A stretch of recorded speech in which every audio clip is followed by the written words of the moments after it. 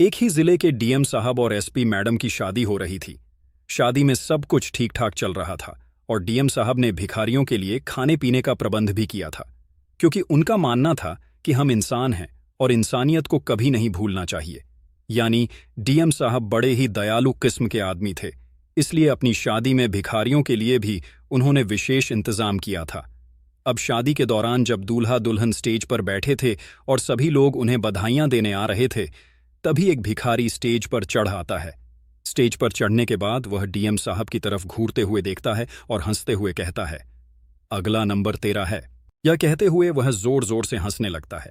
यह दृश्य देखकर एसपी मैडम, जो दुल्हन के लिबास में बैठी हुई थी, तुरंत पुलिस वालों को आदेश देती हैं कि उसे वहां से निकाल दिया जाए।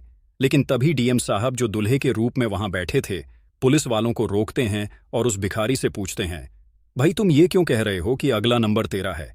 डीएम साहब के मन में यह सवाल था कि यह भिखारी कौन है और यहां आकर मुझसे इस तरह से बात क्यों कर रहा है, जबकि इसे यह भी पता है कि मैं इस जिले का डीएम हूं। शादी में अचानक घटी इस घटना के बाद डीएम साहब और एसपी मैडम के बीच माहौल तनावपूर्ण हो गया। एसपी मैडम बार बार पुलिस वालों को उस भिखारी को बाहर निकालने का आदेश दे रही थी, लेकिन डीएम साहब ने पुलिस वालों को रोक दिया। इसके पीछे दूसरा कारण यह भी था कि जब भिखारी स्टेज पर चढ़ा था तो एसपी मैडम के चेहरे की हवाइयां उड़ गई थीं। यह देखकर डीएम साहब को शक हुआ और उन्होंने सोचा कि कहीं इस घटना के पीछे कोई गहरा राज तो नहीं छिपा है। इस बात को समझने के लिए डीएम साहब ने भिखारी को एक तरफ ले जाकर उससे बात करने का फैसला किया। एकांत में ले जाकर उन्होंने उससे कड़े लहजे में पूछा, तुम्हें पता नहीं है कि मैं कौन हूं और मेरी पत्नी कौन है? हम इस जिले के बड़े अधिकारी हैं। अगर हम चाहे तो तुम्हें एक ही झटके में जेल की सलाखों के पीछे डाल सकते हैं। फिर तुम ऐसा क्यों कह रहे हो और मेरी शादी में बाधा डालने की कोशिश क्यों कर रहे हो? भिखारी ने शांत भाव से जवाब दिया, साहब मुझे सब पता है कि आप बहुत बड़े अधिकारी हैं, लेकिन जो बात मैं कह रहा हूं वह सच है। मैं उस महिला को जिससे आप शादी कर रहे हैं बहुत अच्छे से जानता हूं। यह सुनकर डीएम साहब हैरान रह गए। कुछ पल के लिए वे चुप हो गए और सोचने लगे कि आखिर यह व्यक्ति ऐसा क्यों कह रहा है। थोड़ी देर बाद उन्होंने भिखारी से पूछा, कैसे जानते हो तुम इसे? तुम्हारा इसके साथ क्या कनेक्शन है? भिखारी ने जवाब दिया, साहब अगर आपको मेरी बात समझनी है और सच्चाई जाननी है तो उसके लिए थोड़ा समय देना पड़ेगा। अगर आपके पास थोड़ा वक्त हो तो मैं सब कुछ बताने को तैयार हूं। डीएम साहब यह सुनकर गहरे विचारों में पड़ गए। उन्हें समझ नहीं आ रहा था कि यह भिखारी सच बोल रहा है या सिर्फ ध्यान खींचने की कोशिश कर रहा है, लेकिन उन्होंने तय किया कि सच्चाई जानना जरूरी है। इसके बाद जब डीएम साहब उस भिखारी से और बातें करने की कोशिश कर रहे होते हैं, तभी एसपी मैडम वहां आ जाती हैं। वह आते ही कहती हैं, यहां क्या कर रहे हो? हमारी शादी हो रही है और तुम इस भिखारी के साथ क्या बातें कर रहे हो? एसपी मैडम का ऐसा व्यवहार देखकर डीएम साहब के मन में शक और गहरा हो जाता है। उन्हें महसूस होता है कि एसपी मैडम बार बार इस भिखारी को हटाने और उनसे मिलने से रोकने की कोशिश क्यों कर रही हैं। डीएम साहब ने स्थिति संभालते हुए कहा, तुम चलो, मैं आ रहा हूं। इसके बाद उन्होंने उस भिखारी से कहानी सुनने का निर्णय लिया। दोस्तों, आगे बढ़ने से पहले आपसे एक छोटी सी गुजारिश है कि अगर आप हमारे चैनल पर नए हैं तो कृपया चैनल को सब्सक्राइब करें और इस वीडियो को लाइक जरूर करें, ताकि हमें और भी रोचक कहानियां आप तक लाने का हौसला मिले। भिखारी ने अपनी कहानी शुरू की। उसने कहा, साहब यह बात लगभग 6-7 साल पहले की है। दिल्ली के एक कॉलेज में एक लड़का पढ़ा करता था जिसका नाम था राकेश। राकेश के पिता फर्नीचर के बड़े व्यापारी थे और राकेश पढ़ाई लिखाई में भी बहुत अच्छा था। उसी कॉलेज में एक लड़की पढ़ती थी जिसका नाम किरण था। राकेश और किरण दोनों एक दूसरे को पसंद करने लगे। उनका रिश्ता दोस्ती से आगे बढ़कर प्यार में बदल गया। कुछ समय बाद दोनों ने शादी करने का फैसला किया, लेकिन उनकी कहानी यहीं खत्म नहीं हुई। भिखारी यह कहते हुए रुका जैसे वह कोई कड़वी याद में खो गया हो। उसकी बातों ने डीएम साहब को सोचने पर मजबूर कर दिया कि इस पूरी कहानी का एसपी मैडम और उनकी शादी से क्या संबंध हो सकता है। किरण का परिवार काफी संपन्न और प्रतिष्ठित था। उसके पिता और भाई बड़े बड़े अधिकारी थे और यही कारण था कि वह भी पढ़ाई लिखाई में आगे बढ़कर एक बड़ा अधिकारी बनना चाहती थी। जब उसने अपने घर वालों से यह बात की कि वह राकेश से शादी करना चाहती है, तो उसके परिवार वाले खुशी खुशी राजी हो गए। इधर राकेश के घर वाले भी इस शादी के लिए सहमत हो गए थे और फिर दोनों की शादी हो गई। शादी के बाद राकेश और किरण अपने जीवन में खुशी खुशी रहने लगे। राकेश ने अपने पिता के फर्नीचर व्यवसाय को संभाल लिया और वहीं रहकर उसे चलाने लगा।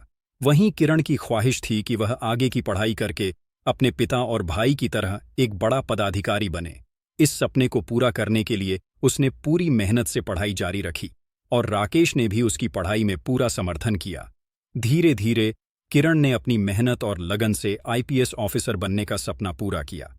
अब वह एक मजबूत, स्वतंत्र और सम्मानित अधिकारी बन चुकी थी। इस सफलता को देखकर राकेश भी गर्व महसूस करता था, क्योंकि उसने हमेशा किरण का साथ दिया था और उसकी सफलता में उसका योगदान था। लेकिन भिखारी की कहानी यहीं खत्म नहीं होती। डीएम साहब को अब यह समझ में आने लगा था कि भिखारी जिस महिला के बारे में बात कर रहा था वह कोई और नहीं बल्कि उनकी पत्नी किरण ही थी। आईपीएस अधिकारी बनने के बाद किरण ने एक जिले में जाकर अपना कार्यभार संभाल लिया। उधर राकेश अपने फर्नीचर के व्यवसाय को संभालने में दिन रात मेहनत करता रहा, लेकिन दुर्भाग्यवश किस्मत ने उसका साथ नहीं दिया और उसका बिजनेस धीरे धीरे घाटे में जाने लगा। जहां किरण का करियर लगातार तरक्की पर था और उसकी सफलता के चर्चे हो रहे थे, वहीं राकेश का भविष्य अंधकारमय होता चला गया। 1 साल के भीतर राकेश का पूरा व्यवसाय ठप पड़ गया।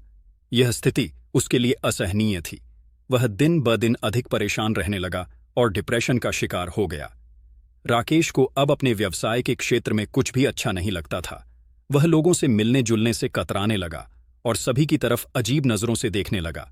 उसकी मानसिक स्थिति लगातार बिगड़ने लगी। इस स्थिति को देखकर राकेश के परिवार वालों ने उसे समझाने की कोशिश की।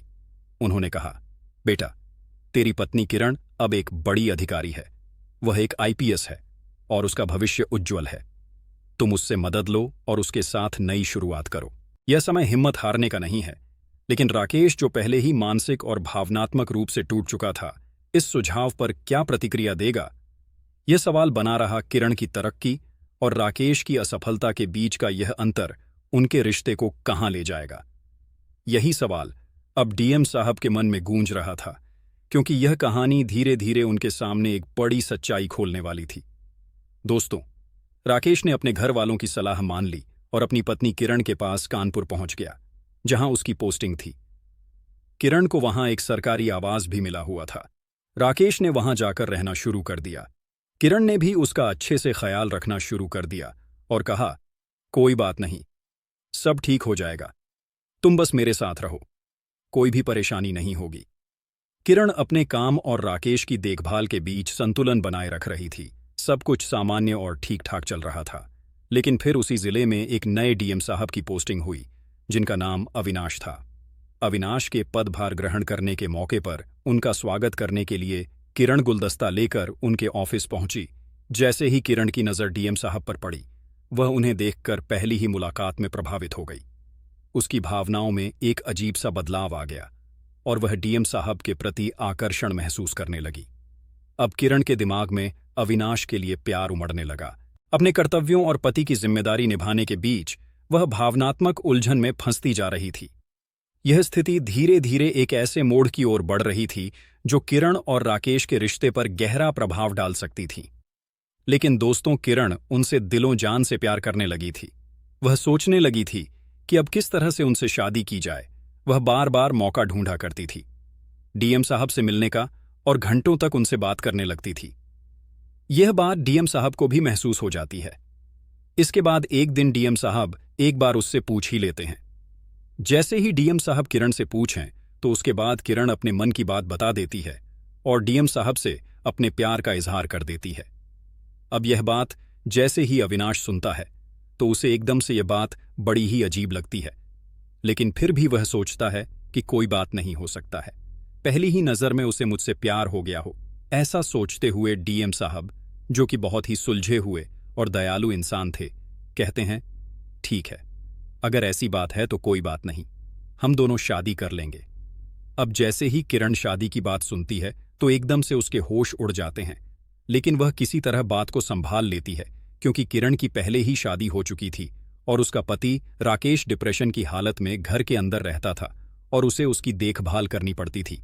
लेकिन किरण का प्यार अब अविनाश के लिए कुछ ज्यादा ही था, इसलिए वह राकेश के कॉलेज वाले प्यार को पूरी तरह से भूल चुकी थी और अब राकेश को रास्ते से हटाना चाहती थी। इसी वजह से किरण एक डॉक्टर के पास जाती है और डॉक्टर से कुछ ऐसी मेडिसिन ले आती है जिनसे राकेश की मानसिक स्थिति थोड़ी और बिगड़ जाएगी। किरण वह दवाइयां डॉक्टर से ले आई और लाकर अपने पति को डिप्रेशन की दवाई कहकर देती रहती है। वह झूठ मूठ का ड्रामा करती हुई उसका ख्याल रखने का नाटक करती है और उन दवाइयों को उसे खिलाती रहती है। धीरे धीरे कुछ समय बीतता है और फिर अचानक से राकेश की मानसिक हालत और ज्यादा खराब होने लगती है। इसके बाद किरण उसे पागलखाने में भर्ती करा देती है, जहां वह पागलों के बीच रहने लगता है। पागलखाने में रहने के दौरान राकेश को वह दवाइयां नहीं मिलती जो किरण उसे देती थी और धीरे धीरे दवाइयों का असर खत्म हो जाता है। राकेश पूरी तरह से स्वस्थ हो जाता है। जैसे ही उसे होश आता है और वह पागलखाने में खुद को पाता है, वह इधर उधर देखने लगता है, डॉक्टरों से गुहार लगा आता है। वह कहता है, साहब मैं पागल नहीं हूं, मैं बिल्कुल स्वस्थ हूं, कोई भी दिक्कत नहीं है। लेकिन डॉक्टर उसकी बातों को नजरअंदाज करते हुए उसे पागलखाने में ही भर्ती कर देते हैं। इसी दौरान डीएम साहब के घर वाले उनसे शादी के लिए बात करने लगते हैं। वे कहते हैं, बेटा अविनाश, अब तू शादी के योग्य हो गया है और अब तुझे शादी कर लेनी चाहिए। इसके बाद डीएम साहब अपने घर वालों से कहते हैं, माँ बाऊजी, मैं जहां काम करता हूं वहां की एक एसपी है, वह मुझे देखने में बहुत खूबसूरत लगती है और मैं उससे शादी करना चाहता हूं। अब जो अविनाश के घर वाले होते हैं उन्हें इस बात से कोई परेशानी नहीं होती, क्योंकि लड़की एसपी थी और वह काफी खूबसूरत थी। जब अविनाश ने उनका फोटो दिखाया तो उसे देखकर घर वालों ने बिना कोई देर किए सहमति दे दी। उन्होंने कहा, ठीक है बेटा, अगर तू इसी लड़की से शादी करना चाहता है तो शादी कर ले, क्योंकि अब अड़ोस पड़ोस के लोग बातें बनाने लगे हैं और कह रहे हैं कि तुम्हारा बेटा शादी कब करेगा, उसकी उम्र काफी बढ़ चुकी है। इस पर अविनाश किरण से शादी की बातें कर लेता है और दोनों के बीच बातें तय हो जाती हैं। अविनाश के घर वाले एक निश्चित मुहूर्त निकालकर दोनों की शादी तय कर देते हैं। जब अविनाश किरण से उसके घर वालों से मिलाने के लिए कहता है तो वह तरह तरह के बहाने बना देती है और उनसे मिलने से मना कर देती है। शादी तय हो चुकी थी और शादी होने में लगभग 6 महीने का समय था। अब अविनाश और किरण दोनों एक दूसरे के साथ ज्यादा समय बिताने लगते हैं और जब भी समय मिलता दोनों साथ बैठकर हंसी खुशी बातें किया करते थे। उधर राकेश पागलखाने में बार बार डॉक्टरों से कहता रहता है कि मुझे छोड़ दो, मैं पागल नहीं हूं, लेकिन कोई भी उसकी बात नहीं सुनता। फिर एक दिन अचानक एक बड़े डॉक्टर साहब पागलखाने में विजिट करने के लिए आते हैं और राकेश उन्हें देखकर समझ जाता है कि यह बड़े डॉक्टर हैं जो उसे बाहर निकाल सकते हैं। राकेश उनके सामने जाता है और उनसे गुजारिश करने लगता है, साहब मुझे पता है कि आप बड़े डॉक्टर हैं और आप चाहे तो मुझे यहां से बाहर निकाल सकते हैं। मैं बिल्कुल भी पागल नहीं हूं। मेरी पत्नी ने मुझे कुछ दवाइयां खिलाई थी जिनकी वजह से मैं पागल हो गया था। डॉक्टर साहब उसकी बात सुनते हैं और उसका टेस्ट करने के बाद यह पता चलता है कि उसकी मानसिक स्थिति अब पूरी तरह से ठीक है और उसे पागलखाने में रहने की कोई जरूरत नहीं है। इसके बाद डॉक्टर साहब उसे वहां से बाहर भेजने के लिए तैयार हो जाते हैं और राकेश को पागलखाने से बाहर भेज देते हैं। राकेश वहां से निकलता है और सीधा अपनी पत्नी के घर की तरफ जाता है, लेकिन जैसे ही वह घर पहुंचता है वह देखता है कि गार्डन में उसकी पत्नी एक और आदमी के साथ बैठी है और हंसी खुशी बातें कर रही है। यह देखकर राकेश वहीं छुप जाता है और छुप छुप कर किरण का पीछा करने लगता है और उसकी गतिविधियों के बारे में जानकारी इकट्ठा करने लगता है। कुछ संरक्षक जो वहां किरण की सुरक्षा के लिए तैनात थे, उनसे वह पूछता है कि यह महिला कौन है और उसके साथ यह आदमी कौन है। वो उसे बताते हैं कि यह दोनों एक दूसरे से शादी करने वाले हैं और लगभग 6 महीने में इनकी शादी हो जाएगी। राकेश यह सुनकर थोड़ा हैरान होता है और वह सोचता है कि वह सीधे जाकर किरण से सब कुछ साफ साफ बोल दे कि तुमने मेरे साथ यह सही नहीं किया। लेकिन फिर उसे यह समझ आता है कि किरण की शादी डीएम साहब से होने वाली है और वह एसपी है जो उसके खिलाफ कुछ भी कर सकती है। इस डर के कारण राकेश कुछ नहीं कहता और वहीं से इधर उधर भटकने लगता है। अब जब वह अपने माता पिता के पास जाने का सोचता है तो फिर उसे एक बार फिर से ख्याल आता है और वह सोचता है कि अगर किरण को यह पता चल गया कि मैं ठीक हो गया हूं तो वह फिर मेरे साथ कुछ गलत कर देगी और मुझे दोबारा से पागलखाने में भेज देगी। इसी वजह से राकेश ना तो अपने घर जाता है और ना ही किरण से कुछ कह पाता है। वह उसी शहर में रहकर भीख मांगने लगता है और भीख मांगकर अपना गुजारा करने लगता है। धीरे धीरे 6 महीने बीत जाते हैं और 6 महीने बाद अचानक से एक शादी का इन्विटेशन सभी भिखारियों में भी बांटा जाता है। ये शादी थी डीएम साहब और एसपी मैडम की, यानी कि राकेश की पत्नी किरण की शादी अब डीएम साहब से होने वाली थी और उसका इन्विटेशन राकेश को भी मिला है। इस बात को देखकर राकेश उस शादी में जाने का फैसला कर लेता है और शादी के दिन उस शादी में पहुंच जाता है। वहां पर जाकर भिखारियों के लिए खाने का अलग से प्रबंध था और उन्हें भरपेट खाना खिलाया जा रहा था। स्टेज सजा हुआ था और स्टेज पर किरण बैठी हुई थी और साथ में डीएम साहब बैठे हुए थे। इसके बाद राकेश वहां पर जाता है और वहां पर जाकर डीएम साहब की तरफ देखकर हंसने लगता है। हंसते हंसते उससे कहने लगता है, अगला नंबर तेरा होगा, और ऐसा कहकर दोबारा से हंसने लगता है। फिर राकेश डीएम साहब से कहता है, इससे आगे की कहानी आपको पता है, क्योंकि वह लड़का मैं हूं जिसका नाम राकेश है, और वह कलेक्टर साहब आप हो जिसका नाम अविनाश है, और किरण मेरी पत्नी थी। उससे शादी हो चुकी थी, लेकिन उसने मुझे रास्ते से हटाया और आपसे शादी करने के लिए आपको अब तक यह नहीं बताया होगा कि उसकी मेरे से शादी हो चुकी है। अब डीएम साहब यह सारी बातें सुनते हैं और साथ ही उन्हें वह सारी बातें याद आती हैं कि कैसे किरण बार बार उसे यहां से भगाने की कोशिश कर रही थी और वह नहीं चाहती थी कि डीएम साहब की बात उससे हो जाए। इसके बाद डीएम साहब को पूरी तरह से राकेश पर विश्वास हो जाता है, लेकिन फिर भी वह उससे पूछने लगते हैं, यह बताओ, अगर तुम पागल खाने में थे तो तुम्हारे पीछे जो इस घर के अंदर हुआ था वह बातें तुम्हें कैसे पता है? राकेश जवाब देता है, साहब जब मैं वहां से छूटा था तो उसके बाद मैंने पूरी तरह से तहकीकात की थी और तहकीकात करने के दौरान सारी बातें मेरे सामने आ गई थीं, क्योंकि अड़ोस पड़ोस के लोग इस बारे में बातें बनाते थे कि इसने अपने पति को पागल घोषित कर दिया और अब दूसरे व्यक्ति से शादी कर रही है। इसके बाद डीएम साहब इस बात को डबल चेक करना चाहते हैं और वह किरण को वहीं पर अपने पास बुला लेते हैं। बुलाने के बाद वह किरण से पूछते हैं, किरण क्या तुम इसे जानती हो? किरण थोड़ी घबराती है, लेकिन फिर कह देती है, नहीं मैं इसको नहीं जानती। राकेश तुरंत जवाब देता है, क्यों झूठ बोल रही हो? मैं तुम्हारा पति नहीं हूं जिससे तुमने शादी की थी और कॉलेज में हमें एक दूसरे के साथ पढ़ते थे। लेकिन किरण साफ साफ मना कर देती है और कहती है, नहीं मेरा इससे कोई ताल्लुक नहीं है और मैं इसे कैसे भी नहीं जानती हूं। तभी राकेश अपने पास से अपना पर्स निकालता है जिसमें उसने आज तक अपना और किरण का एक फोटो रखा हुआ था जो बीच से फटा हुआ था। राकेश उस पर्स में से वह फोटो निकालता है और डीएम साहब के सामने रख देता है। डीएम साहब उस फोटो को देखकर सारी बातों को डबल चेक कर चुके होते हैं और फिर वह किरण को वहीं से अरेस्ट करवा देते हैं। अपने पति को धोखा देने के लिए और झूठ बोलकर शादी करने के लिए एसपी मैडम को पकड़वा दिया जाता है और उसके खिलाफ विभिन्न धाराओं में मुकदमा चलाया जाता है। कुछ दिनों तक मुकदमा चलता है और फिर किरण को जेल भेज दिया जाता है। इसके बाद डीएम साहब राकेश की मदद करते हैं और उसे एक अच्छा सा बिजनेस सेटल करवा देते हैं। राकेश अब उस बिजनेस में मेहनत करता है और मेहनत करने के बाद राकेश अपने खोए हुए रुतबे को दोबारा से प्राप्त कर लेता है और अपने माता पिता से मिलने के लिए उनके घर पहुंच जाता है। जब वह अपने घर जाता है तो उसके माता पिता कहते हैं, बेटा तू कहाँ चला गया था? हमने तो कई बार तेरी पत्नी के पास भी फोन किया था, लेकिन उसने बोल दिया कि मुझे नहीं पता कि वह कहाँ चला गया। डिप्रेशन के मारे वह यहां से कहीं निकल गया है और इधर उधर घूमा करता है। जब उसके घर वालों से बात की थी तो उन लोगों ने भी यही बात बताई थी। हम लोग तो बड़े परेशान हो गए थे। जब राकेश अपनी पूरी कहानी अपने माता पिता को बताता है तो वे सुनकर थोड़े मायूस हो जाते हैं और सोचने लगते हैं कि हमारे बेटे ने कितने कष्ट सहे हैं।